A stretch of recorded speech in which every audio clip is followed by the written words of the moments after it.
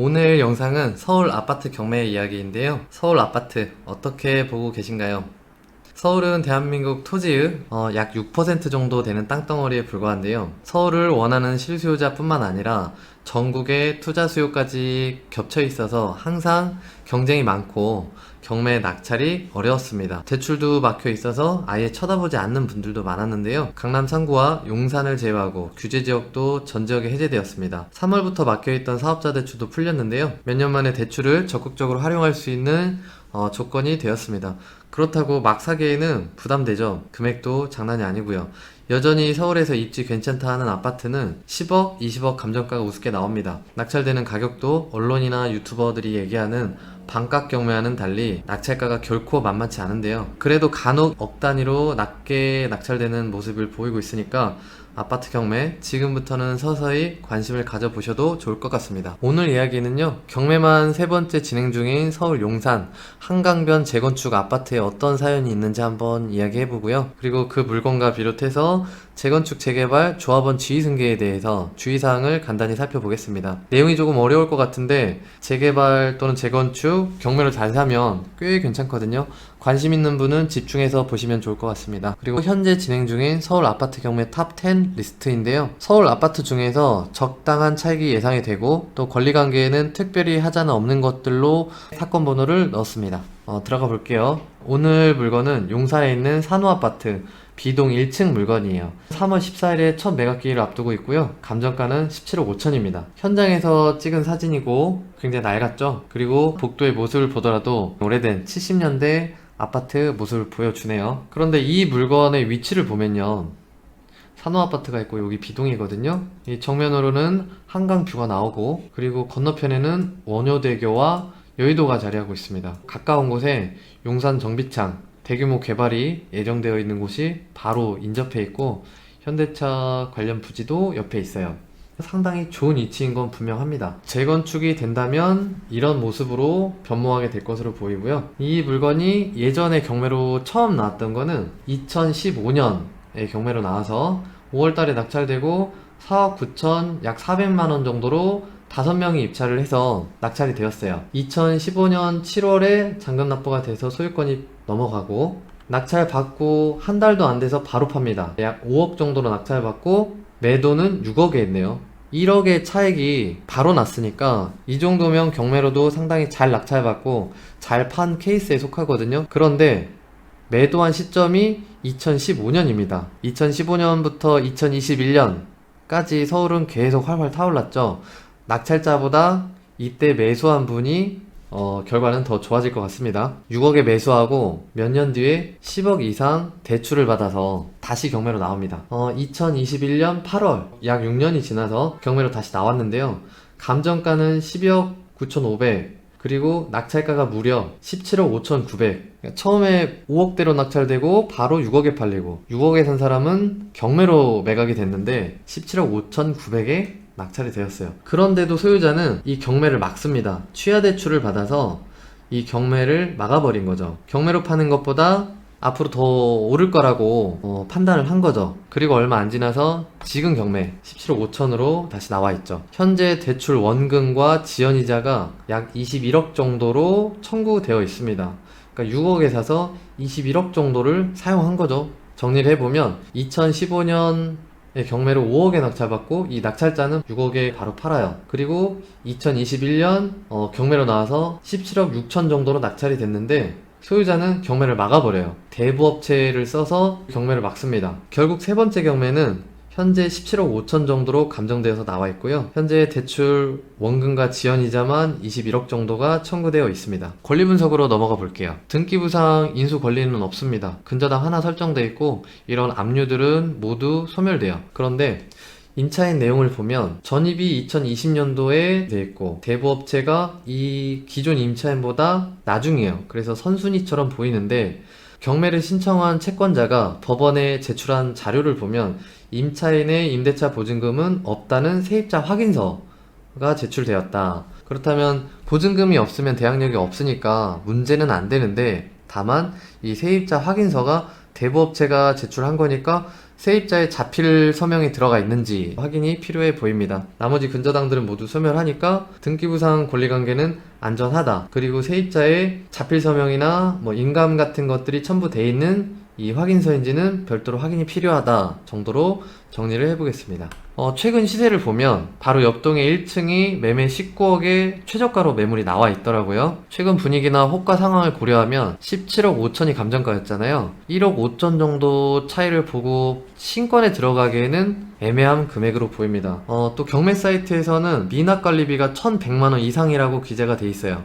보통 받을 게 없는 임차인들 명도할 때 더 신경이 쓰이거든요. 관리비도 1,100만원 정도 밀려있고 또 시세와 1억 5천 정도 차이가 나는 지금의 상황에서는 아마 가격적인 메리트가 그렇게 커 보이지 않으니까 한 번 정도 유찰이 되면 20% 빠져서 14억으로 내려가는데요. 그때부터는 가격이 매력이 있는 상태로 보여요.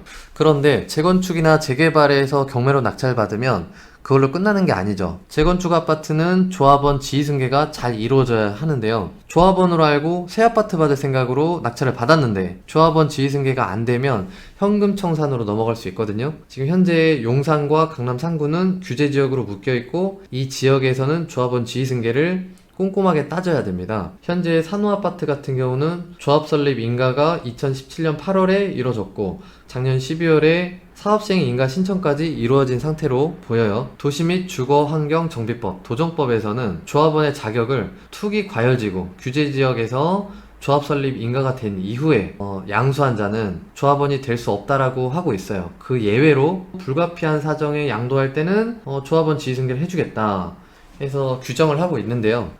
도정법 37조에는요, 국가, 지자체, 금융기관이 경매나 공매를 진행했을 때는 예외적으로 조합원 지휘승계를 해주겠다 이렇게 규정을 하고 있습니다. 자, 그러면 이렇게만 하면 끝날까요? 지금 경매니까 낙찰 받으면 조합원 지휘승계가 문제없게 이루어질까요? 도정법에서 규정하고 있는 금융기관이 뭔지 알아봐야 되는데요. 금융기관은 은행법에 따른 은행, 이거는 신한은행, 국민은행 1금융권을 얘기하고요. 중소기업은행, 저축은행, 그리고 보험회사, 화재보험, 생명보험, 그리고 또 국토교통부 령으로 정하고 있는 기관이래요. 농협, 수협, 신협, 새마을금고, 산림조합중앙회, 그리고 한국주택금융공사, 우체국이 되겠죠? 그런데 지금 이 산호아파트 경매를 누가 넣었죠? 대부업체에서 경매를 넣었습니다. 그렇다면 대부업체는 도정법 37조에서 규정하고 있는 금융기관에 해당하지 않는 것으로 보여요. 따라서 조합원 지휘승계에서 문제가 생길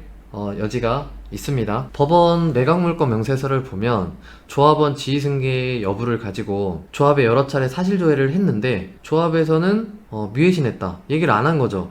잘못 답변하면 법적인 문제가 생길 수 있으니까 조합에서는 답변을 하지 않는 거예요. 그래서 법원에서는 지휘승계 여부 및 부담 부분을 직접 입찰자가 문의하고 입찰을 해라 라고 기재를 하고 있어요. 이 얘기는 어떤 얘기냐면 낙찰 받고 나서 만약에 조합원 지휘승계가 안 된다는 이유로 어떤 법원에다가 입찰 보증금 돌려달라고 요청을 해도 법원은 들어주지 않을 거라는 얘기예요. 이 산호아파트 경매 외에도 지금 강남 3구나 재개발 재건축 물건들이 여러 개 나와 있거든요. 그러니까 입찰 전에 이 조합원 지휘승계에 대해서 자세히 검토하고 확신이 있는 상태에서 입찰을 결정을 해야 됩니다. 오늘 이야기는 약간 부정적으로 끝날 것 같으니까요. 부연 설명을 해보면 지금처럼 하락기에는 그동안 미뤄왔던 도시개발이나 정책적인 사업들을 적극적으로 추진할 수 있는데요. 몇 년 전 지금 오세훈 시장 전임이었던 박원순 서울시장이 싱가포르에 가서 여의도를 서울 맨하탄처럼 만들겠다 이 한마디를 했다가 여의도 부동산이 폭등하고 백지화하겠다 해서 난리도 아니었거든요. 이렇게 부동산이 계속 상승하던 시기에는 대규모 개발이나 정책을 펼치기가 힘듭니다. 관계자의 말 한마디에 사람들이 우르르 달려가서 가격을 올리고 또 소유자는 안 팔고 부동산들은 가격을 올리는 재료로 사용할 수밖에 없습니다. 그런데 지금은 그렇지 않죠. 부동산 개발 이슈들이나 대출 규제가 풀리고 있는데도 사람들이 그런 데는 관심이 없어요. 앞으로 계속 떨어질 거라고만 생각을 하니까 부동산 거래가 살아나지도 않고 지금 가격이 오르지도 않죠.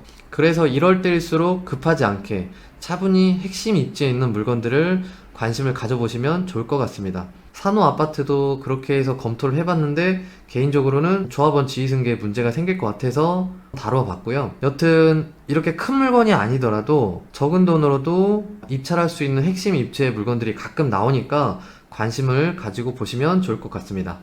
물건 하나를 더 볼게요. 은평구에 있는 아파트인데요. 전용 면적이 25평이니까 33평 정도 되고 감정가 9억 8백에서 유찰이 2번 되어서 앞에서 낙찰이 됐는데 8억에 낙찰이 되고 지금 대금 미납을 했습니다. 그래서 3월 14일에 입찰 예정이고요. 낙찰이 얼마에 되는지 한번 봐보세요.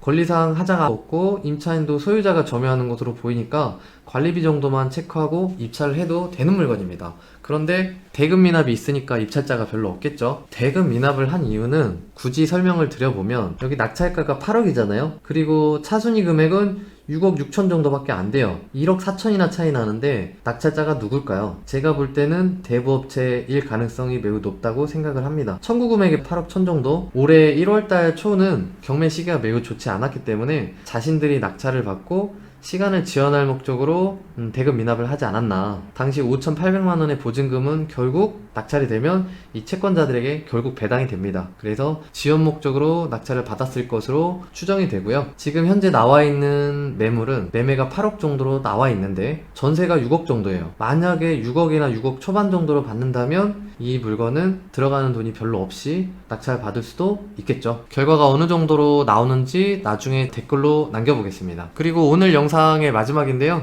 지금 서울에서 진행 중인 아파트 경매 탑 10을 뽑아봤는데요. 제가 서울에서 진행 중인 아파트 전체를 다 보니까 그 중에서 이 정도 물건들이면 적당한 차익이 나오지 않을까 이렇게 예상되는 물건들로 골라봤습니다. 감정가나 최저가가 너무 높다고 실망하지 마시고요. 공부 삼아서 낙찰 결과는 어떻게 될지 한번 살펴보시면 좋을 것 같고요. 기회는 계속 있으니까요. 그리고 다시 말씀드리지만 재건축 추진 중인 물건들이 여러 개 포함되어 있거든요. 여의도 시범도 그렇고 서만 가락도 그렇고 조합원 지휘승계가 가능한지 잘 살펴보고 입찰을 결정하시기 바랍니다. 오늘 영상은 여기까지고요. 시청해주셔서 감사합니다. 그리고 도움이 되신 분들은 구독과 좋아요 부탁드립니다. 감사합니다.